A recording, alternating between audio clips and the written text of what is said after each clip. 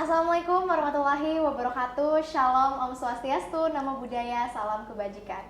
Halo Al Science, perkenalkan saya Nadine Zulfikrah, biasanya dipanggil Nadine, selaku member dari Alumni and Public Relation Department. Jadi pada kesempatan kali ini saya akan menjadi moderator dalam kegiatan Alumni Talk siang hari ini.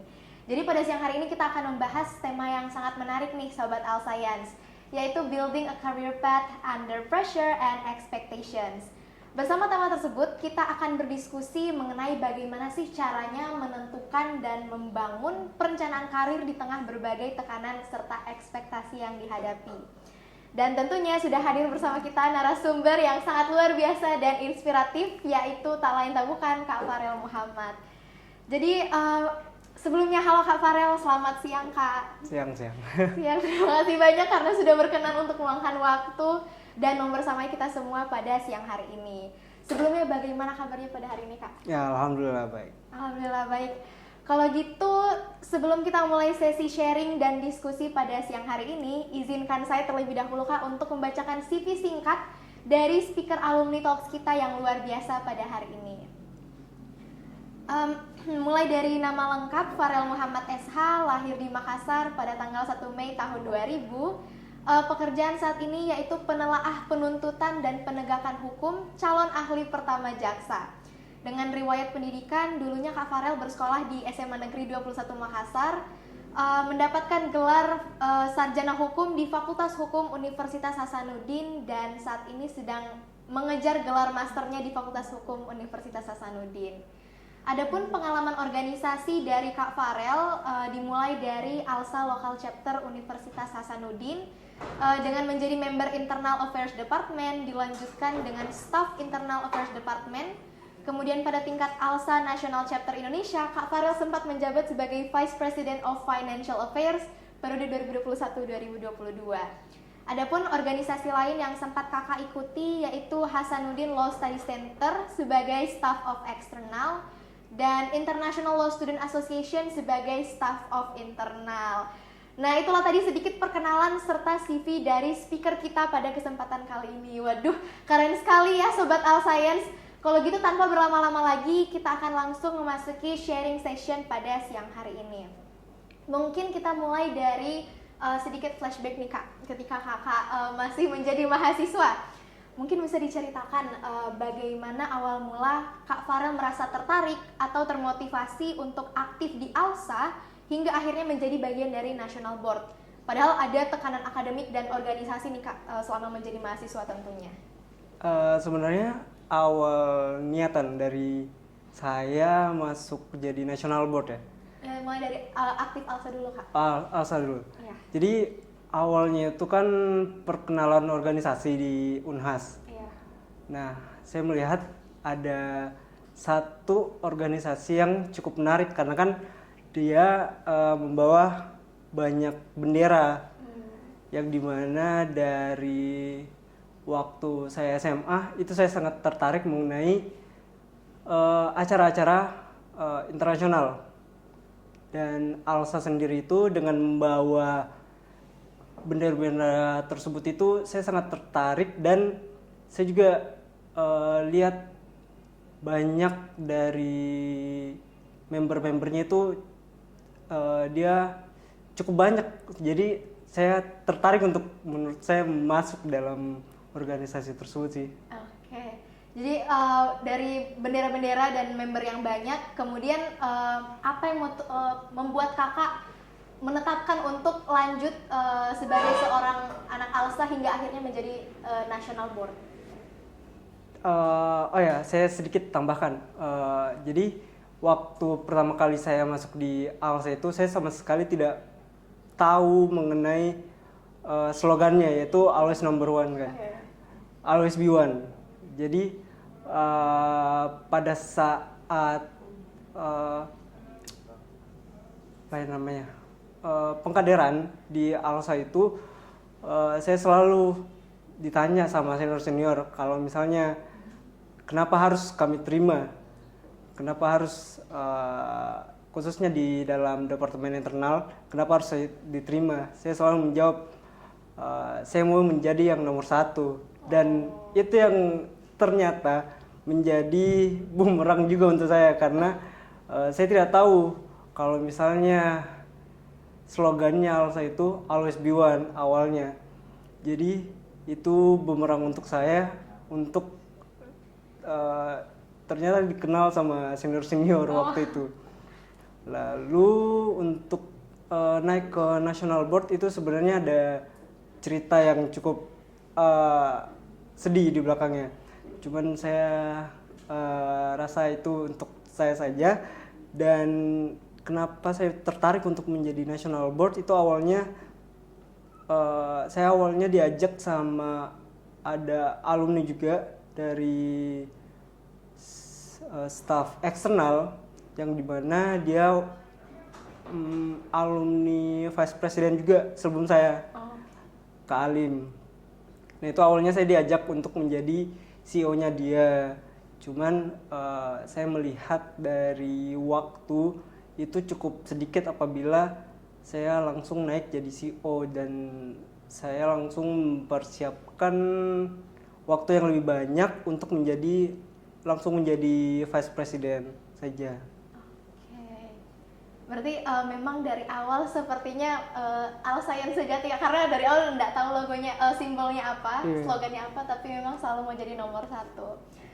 Kalau gitu, dengan banyaknya tanggung jawab yang dijalani kakak pada saat itu, berorganisasi, terus harus menyeimbangkan akademik, selama masa perkuliahan dulu, apakah kakak sempat mengalami yang namanya krisis identitas atau bingung dalam menentukan arah karir pada saat itu kak? Arah karir? Iya. Sebenarnya saya tipe orang yang saya mengikuti alur, yang dimana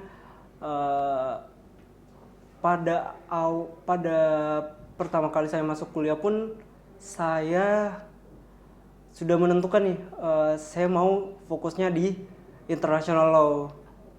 Jadi apapun yang organisasi yang berbentuk atau bersifat internasional itu saya sangat tertarik, dan sampai lulus pun saya sepenglihatan saya itu masih menarik untuk international law sendiri sih. Oke.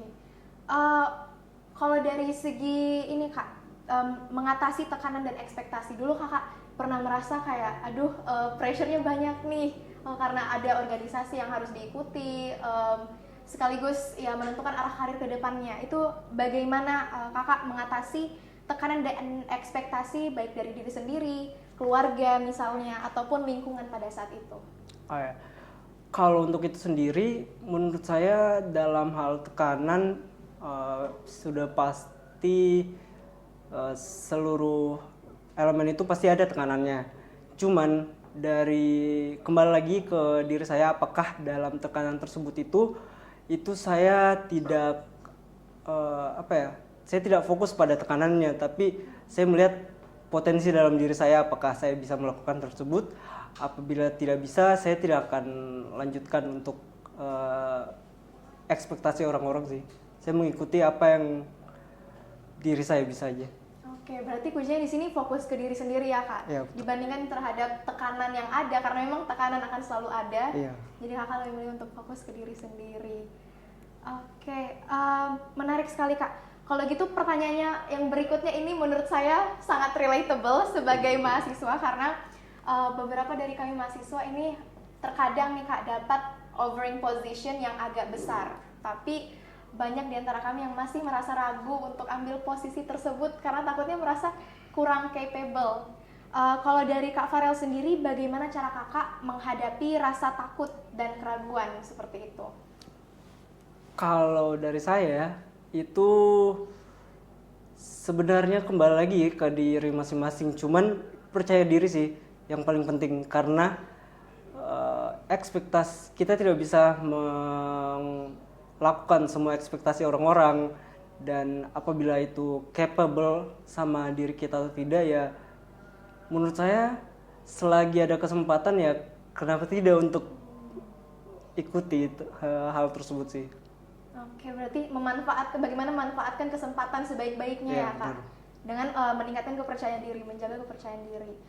Em, di National Board kemarin kan Kak Farel sempat menjabat sebagai Vice President of Financial Affairs. Begitu Kakak lulus dan masuk ke dunia kerja profesional pertama kali nih Kak, apakah tetap mengalami yang namanya culture shock atau tidak? Alhamdulillah dengan Alsa dengan ilmu-ilmunya sangat-sangat berguna sih, karena ternyata dengan masuk Alsa kemarin itu dari ilmu-ilmunya itu saya bisa dapat apa ya, jauh lebih baik daripada orang-orang, karena misalnya kayak mengedit ataupun dalam hal yang sepele pun kayak membuat berkas itu pun itu di Alsa itu kita sudah biasa mengerjakan hal tersebut. Nah, pada saat waktu berkarir sekarang ini itu sangat sangat berguna karena di Alsa itu kita telah diajarkan buat berkas dan juga mengedit. Hal-hal itu sudah sepele lah di Alsa, cuman di waktu berkarir sekarang itu sangat-sangat berguna. Oke, berarti memang dari organisasi Alsanya sendiri secara tidak langsung mempersiapkan begitu ya Kak dalam memasuki dunia kerja. Kalau gitu dari pengalaman Kakak nih selama beralsa kemarin, skill-skill apa atau ilmu-ilmu apa yang Kakak pelajari terus ternyata paling relevan dan paling berguna untuk dipakai di dunia kerja nanti? Ini untuk general atau untuk ke saya sendiri? Bebas Kak, mungkin in general dulu baru ke Kakak. Oke, baik. Sebenarnya dalam hal di Alsa itu yang paling berguna itu adalah komunikasi. Karena komunikasi, waktu di Alsa itu saya sebagai member dan juga staff internal itu problem solvingnya itu sangat-sangat berguna. Dan sampai berkarir pun sekarang alhamdulillah itu masih berguna sampai sekarang dalam hal problem solving dan juga misalnya saya bicara dengan atasan saya itu sangat-sangat berguna karena kan dulu waktu di Alsa di Alsa itu di departemen internal itu sangat kita menomorsatukan komunikasi. Jadi waktu berkarir pun sekarang menurut saya paling worth it untuk dipelajari adalah komunikasi sih. Komunikasi. Iya. Itu yang dari sisi generalnya ya Kak? Iya, dan juga ke sayanya sih. Ke saya, kakaknya juga. Iya. Oh, jadi dari segi komunikasi selama menjadi internal. Iya. Kalau dari selama menjabat sebagai Vice President of Financial Affairs, skill apa nih Kak yang paling Kakak dapatkan pada saat itu dan ternyata dipakai di dunia kerja nanti? Sebenarnya kalau untuk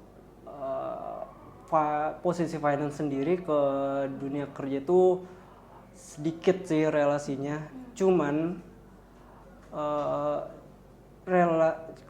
korelasinya itu sangat sedikit untuk Vice President Financial Affairs ke karir saya sekarang. Cuman untuk relasi seperti hubungan saya dengan teman-teman saya di national chapter yang lain atau lokal chapter yang lain itu sangat-sangat berguna sampai sekarang sih. Oke, berarti kalau misalnya tadi yang sebagai member dan staff internal itu dari segi komunikasi, kalau dari Vice President itu lebih ke relasi ya Kak selama menjadi MD.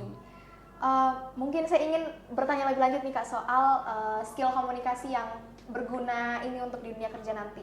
Kalau menurut Kakak sendiri, bagaimana kira-kira cara membangun skill komunikasi yang baik? Dan boleh mungkin Kakak berikan gambaran ke kita semua bagaimana sih sebenarnya komunikasi yang baik itu? Baik, menurut saya dari komunikasi yang baik dan benar itu adalah terjalin dari dua arah. Dari dua arah, misalnya saya melakukan pembicaraan dengan atasan saya, yang dimana atasan saya menyuruh saya untuk membuat suatu berkas yang dimana berkas tersebut itu sebenarnya cukup susah untuk saya lakukan. Yang lalu saya melakukan problem solving itu dengan melakukan pertemuan dengan atasan saya untuk apa sih yang dibutuhkan dari berkas-berkas tersebut, apa hal yang menjadi penting untuk saya membuat berkas-berkas tersebut, dan di mana atasan saya telah membuat list untuk apa-apa saja yang dibutuhkan dalam berkas tersebut. Nah, menurut saya dari pembicaraan dua arah tersebut itu adalah komunikasi yang baik dan benar sih. Oke, berarti memang kalau misalnya dari yang saya dapat nih Kak, kalau misalnya mengalami kesulitan, itu mending dikomunikasikan secara baik dan jelas gitu ya Kak, dibanding nanti kebingungan sendiri. Iya benar. Mendingan dikomunikasi. Oke.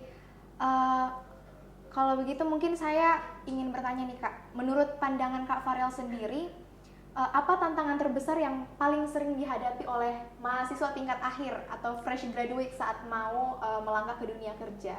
Kalau dari pengalaman Kak Farel bagaimana Kak? Kalau dari pengalaman saya itu fresh graduate ya, karena kan saya melalui dari tes CPNS ya. Nah, tes CPNS itu saya waktu melakukan ujian skripsi itu saya sambil belajar juga untuk ujian saya tes CPNS. Jadi sebenarnya saya tinggal melanjutkan tes CPNS tersebut, nyambi untuk mengerjakan skripsi sih waktu dulu. Tapi ada kesulitan tidak Kak dalam menyimbangkan waktu antara menyelesaikan skripsi terus persiapan tes CPNS-nya, itu bagaimana Kak? Ya, itu sangat-sangat susah. Sebenarnya pembagian waktunya yang agak ribet, karena kan pagi itu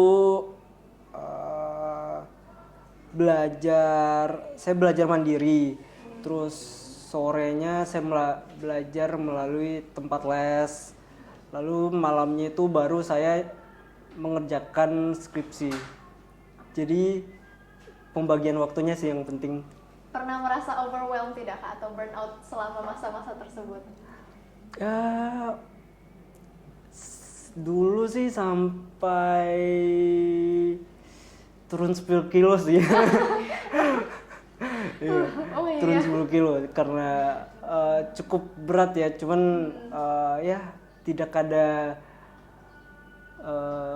yang sia-sia, karena alhamdulillah sekarang lebih baik daripada harus bertahan dengan 10 kilo itu. Oke. Oh, jadi pintar-pintarnya kita menyeimbangkan waktu aja ya Kak. Iya. Bagaimana caranya? Kalau gitu di sini juga ada pertanyaan mengenai banyak fresh graduate yang merasa terjebak nih Kak antara memilih pekerjaan idealis yang mana sesuai dengan passionnya mereka atau yang realistis, yang penting kerja, nggak nganggur. Bagaimana Kakak memandang dilema soal permasalahan ini Kak? Jadi kalau menurut saya di antara hal tersebut adalah yang paling penting passion sih. Karena kalau saya sendiri itu sebenarnya walaupun ini bukan passion saya dari awal kuliah, cuman saya melihat ada kesempatan lebih yang dalam diri saya, yang saya masih ingin tahu lebih nih, apa yang masih misalnya saya tidak mengetahui sesuatu hal, itu saya pengen mencari tahu lebih dalam.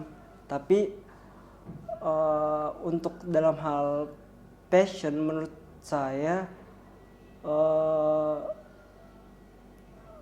saya kurang tidak nyambung sih dengan passion saya ke karir saya sekarang. Cuman dalam hal pengetahuan ini hal-hal yang baru. Jadi hal-hal yang baru itu menurut saya dalam menentukan pekerjaan itu juga sangat penting sih.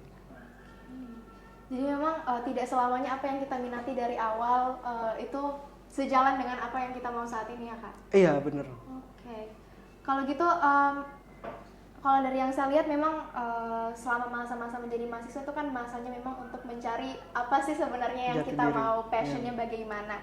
Kalau menurut Kak Farel seberapa penting sebenarnya self development, mengenali diri sendiri dan personal growth dalam proses adaptasi di lingkungan kerja nanti? Menurut saya sangat penting sih, karena dalam self growth sendiri itu tergantung kepribadian masing-masing juga, karena kan setiap orang berbeda. Kita harus mengetahui kita dapat menempatkan diri kita di suatu lingkungan itu bagaimana, karena kan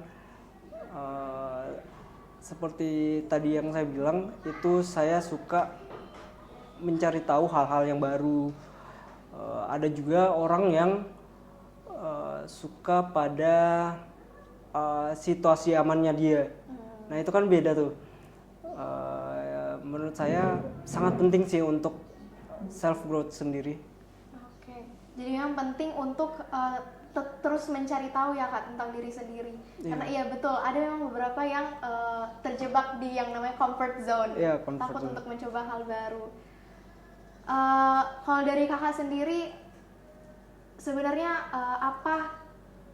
bagaimana sih caranya Kak untuk itu keluar dari comfort zone? Bagaimana caranya kita untuk tetap curious, berani untuk mencoba hal baru? Kalau dari pengalaman saya sih kecewa sih. Dari kecewaan yang dimana misalnya dikecewakan dalam suatu hal, itu menurut saya harus dapat yang di atasnya. Jadi kalau dari saya sendiri itu harus ada kecewa dulu, baru kita bisa keluar dari zona nyaman tersebut sih. Kalau gitu berarti asalkan berani coba dulu, it's okay. Kalau misalnya gagal, nanti pasti ada anunya ya. Pasti ada jalannya. Pasti ada jalannya. Kemudian bagaimana ini ada pertanyaan tambahan nih Kak. Bagaimana misalnya nih Kakak udah nyaman dengan apa yang dimiliki saat ini, misalnya dengan dari segi skill, passion, tapi apakah apa yang kita miliki saat ini, kayak gimana ya caranya untuk keluar dari zona nyaman? Kayak misalnya kita udah merasa cukup nih Kak, tapi how do we know kalau misalnya kita tidak perlu untuk mencoba hal baru lagi, atau pada akhirnya memang zona nyaman itu harus selalu diperluas? Jadi kalau saya sendiri itu saya melakukan kegiatan lain sih di luar dari karir saya. Misalnya saya cukup dengan misalnya karir saya sendiri itu di bidang hukum kan. Nah di luar dari karir saya itu saya memiliki zona nyaman sendiri juga, yaitu dengan cara berbisnis. Nah saya suka untuk melakukan bisnis dengan teman-teman saya sendiri. Dengan hal tersebut itu selain dari saya ada zona nyaman untuk melakukan bisnis saya, itu saya juga ada capaian-capaian sendiri untuk di karir saya. Jadi even kalau misalnya Kakak memiliki passion di hukum, tetap ada kegiatan lain gitu ya Kak di luar hal tersebut. Itu contohnya tadi berbisnis bersama teman-teman. Iya benar. Oke. Kalau gitu mungkin sebagai sayangnya penutup nih Kak, last question. Banyak teman-teman ALSA yang saat ini masih ragu nih Kak untuk mengambil kesempatan besar yang seperti Kakak jalani. Jika ada satu pesan untuk mahasiswa ALSA yang ingin berkembang tetapi masih takut untuk mengambil kesempatan besar, apa yang ingin Kak Farel sampaikan? Ya seperti slogannya ALSA, teman-teman seharusnya selalu untuk menekan untuk menjadi nomor satu, karena di Alsa sendiri itu cakupannya dan juga ilmu-ilmunya itu sangat-sangat besar dan sangat dapat digunakan di dunia luar nantinya. Aduh. Oke, kalau gitu thank you so much Kak untuk pesan dan insight yang sudah Kakak bagikan pada hari ini. Semoga sharing session pada hari ini bisa menjadi motivasi untuk Alscience agar lebih berani untuk mencoba hal baru, berkembang dan mengambil setiap kesempatan yang ada. Itulah tadi sesi sharing bersama Kak Farel yang sangat insightful dan inspiratif ya Sobat Alsa. Kalau gitu sebelum menutup kegiatan Alumni Talks kita pada hari ini, saya silahkan kepada Kak Farel untuk mungkin dapat memberikan closing statement gitu, terlebih dahulu Kak. Oke, baik. Untuk teman-teman Alsa Unhas kedepannya, saya berharap teman-teman semuanya itu dapat mengembangkan kemampuan teman-teman semuanya dan mengupgrade kemampuan teman-teman, karena di Alsa itu bukan hanya sebuah rumah ataupun sebuah organisasi yang